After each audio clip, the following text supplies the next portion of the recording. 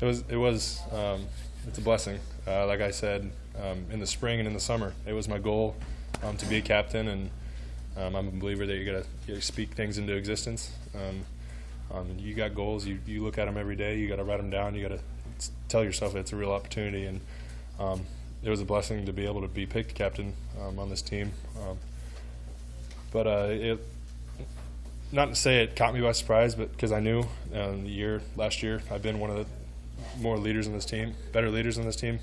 But I told all the other leaders on this team, just because I have the title of a captain doesn't mean you're any less of a leader, and just because I have the title of captain doesn't mean I'm any more of a leader. We're all going to lead the same way.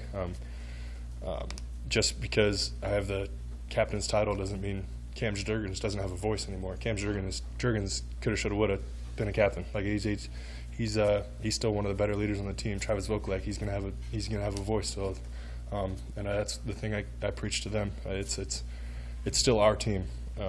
Just because I run out of the tunnel first doesn't mean those guys are going to be quiet now. We all have the same mission in mind, and that begins next week in Illinois. Have you seen the depth develop in your room behind you? And did it become more real? There was a little panic around here in the one practice. People saw where you and Travis weren't out there. Does it become real? Those guys, they got to be ready. Mm-hmm. That's the kind of the way their practices are set up. it's next man up. Whether I rolled my ankle one day, whether somebody has said and so injury, it's next man up. Whether Adrian, God forbid, doesn't happen, something happens to him week one, next man up. That's the way kind of coach's practice goes. But it's fall camp's fall camp. You're gonna have little nicks here and there, but it wasn't necessarily a thing. I'm not gonna get into injuries, but it was a grind in fall camp. I'll just say that. Every fall camp's a grind, so it's just the way it goes. Have you seen some guys come along though in your room? Yeah, Hickman. We've put that kid through a lot. Tell him he's coming as a tight end. Tell him he's a receiver. Coming back to a tight end. It's a lot on a body to try and put on weight, lose weight, put on weight. But he's embraced that, and I think has the best understanding of the offense because he's seen it from every different angle now. But he's doing really great things, and same with Nate Borkcher. He's a name I always bring up in interviews just because he's a hard worker. He's gonna give you what you got. He's smart in this offense. And the last name I'll bring up is Chance Brewington. We brought him over from receiver and just been hitting the ground running. He's very smart. I think what helps him and guys who transfer in, they have an understanding of what it takes to learn a collegiate offense and a collegiate playbook, and I think that's what helped him step into the role he has so far. And Chance is going to help us this year. He's a baller, but all across the board, guys are stepping up that are young, and it's good to see. How has player leadership maybe evolved over the last 3-4 years? You've been here since 2017. Mm-hmm. How do you feel like it's evolved to the point where maybe you guys can put out some fires that don't get to the coaches? Yeah, making me feel old there. But I think the biggest step we've taken as players this year is taking things under our wing. It's unless otherwise directed, the players are going to lead this way. Unless Frost wants us to go this direction, we're going to lead this way. And I think that's the biggest step we've taken in the sense that Damian Jackson, he's in charge of accountability.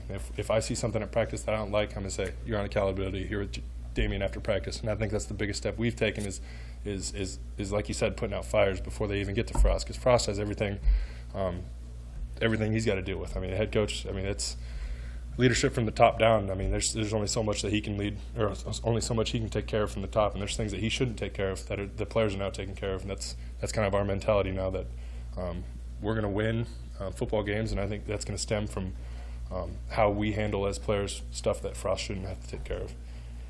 How tough is that balance though? Because you want your teammates to like you, but you also be a voice of authority as well. Yeah, it's tough. It's college football. Nobody's really here to make friends and sing kumbaya. It's Big Ten power football. You could be the worst enemies on the practice field, but once you step off and in the locker room, we're still brothers, we're still teammates, and I think that's the message we're trying to get across is I'm gonna beat the crap out of this guy on the D-line on the scout team, and hopefully I can come in the locker room and dap him up and see how his day's going. But that's the biggest thing we got to get across is we're still brothers at the end of the day, but on the field it's a battle, it's a war. Hey Austin, how excited are guys for the stage this week? Being really the biggest game of the day, the only real national televised game on on Fox. Yeah, I really wish I was on a plane to Ireland right now, but circumstances bearing, we're going to Illinois. But it is a week 0 game. It's all eyes are on us, and I think that's an opportunity for all of us to showcase who we are as a football team and how far we've come as leaders on the team, showing the world what our team leaders have done. It doesn't necessarily always have to be Frost telling us what we need to get accomplished. It's on us to get it done. But I'm really excited to get the season kicked off on the right foot at Illinois. It's week 0, like you said, and we're the Big Ten. We're the big noon kickoff. So hopefully we can get things done for all you guys and for all the fans, because we owe them one. How important is it to kick it off on the right foot? I mean, you look at the openers the last handful of years, it's been maybe slower starts than you guys want. What's the value in starting strong that can carry on into the rest of the year? Yeah, I think the biggest thing for me this year too is not setting a goal as we're going to win 10 games, we're going to win 6 games, we're going to go to a bowl game. We're taking every game like it's the championship game, and the championship game for us is Illinois this week. And I think that's the biggest change in my vision that I'm going to see is I'm going to handle that like it's the Big Ten championship next week, and then after that we're going to play Fordham. Fordham's going to be the championship game of the week, and that's the mentality I think I'm going to bring to the table, and I'm going to kind of disperse across my peers. Yeah, obviously, when it came to the team leadership, how did you guys handle the vaccination situation? And it's kind of a touchy situation with that amongst players. Yeah, I mean, it is a touchy situation, and I don't want to dive too much into it. But, I mean, COVID's here. COVID's going to stay. And there's not much we can do about it. And if they say a vaccination is the best way that we can play football without any interruptions, then, I mean, why not? I mean, there's guys that have their reasons to not get it, and I'm not going to dive into those reasons. I mean, I'm not going to tell a guy you have to get it as a leader. I'm not going to tell you guys that you don't have to get it. I mean, if a player wants to have a season with minimal interruption, go get the vaccine. I mean, it is what it is. I'm not going to say one way or another whether a player has to get it, and I'm not going to talk about who has and who hasn't. But that's all I really got to say about that. How much did it play that, I guess the Big Ten looking at it, if you guys can't field the team, you forfeit, how much did that play into, I guess people's decisions and stuff?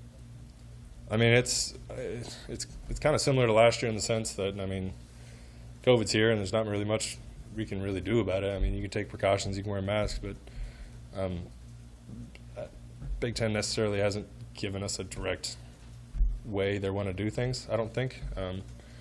But I mean, it's football at the end of the day. Whether 3 guys have to sit out because of COVID tracing or whatever, I mean, like I said earlier, it's next man up, and we're prepared that way.